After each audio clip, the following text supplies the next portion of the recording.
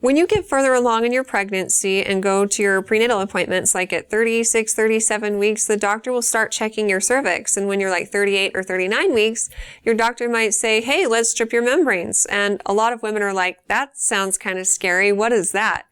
And basically what it's doing is stirring up the cervix. It irritates the cervix and it can cause you to contract.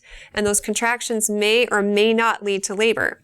Now, a lot of people think that labor is contractions, but the true definition of labor is actually cervical change. So those contractions may or may not make your cervix start dilating, which means you're in labor. It's about 50-50. Some women who have their membrane stripped go into labor within like 24 hours, and some just hurt and cramp for a little while after, and it doesn't turn into much more than that. But one of the beauties of pregnancy is that towards the end, you're so uncomfortable that you're willing to do whatever it takes to get your baby out. So is stripping the membranes uncomfortable? Yeah, it definitely can be. Now, a vaginal exam in and of itself is not comfortable. It's not something that women look forward to, but it's just more uncomfortable, not painful.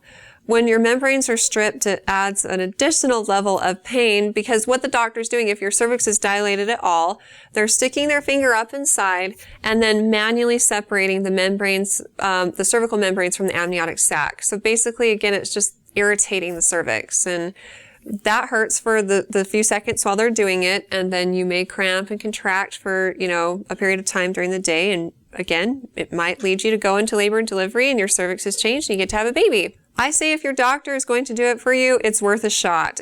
There's nothing dangerous about it. It's not going to hurt anything. It could just help.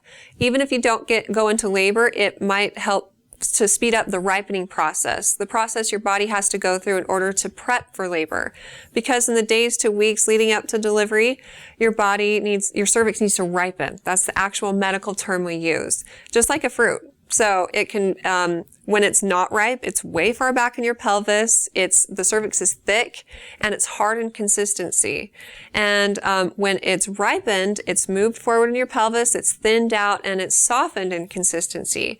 And stripping the membranes can actually help this process along too if it doesn't help you go into labor. So hopefully, it just shortens the amount of time you have to be pregnant after the doctor has done it. With all of this in mind, it's not good to encourage labor early because the definition of full term is 37 weeks, but babies do best if they're born after 39. So this is why your doctor won't do it till you're closer to 39 weeks because they don't want to be responsible for you having a baby a little bit early that might have a higher chance of having breathing issues, jaundice, or breastfeeding issues, because even babies between 37 and 39 weeks sometimes come out with organs that aren't fully mature, and this does give them a greater chance at having issues like jaundice, breastfeeding problems, and breathing problems.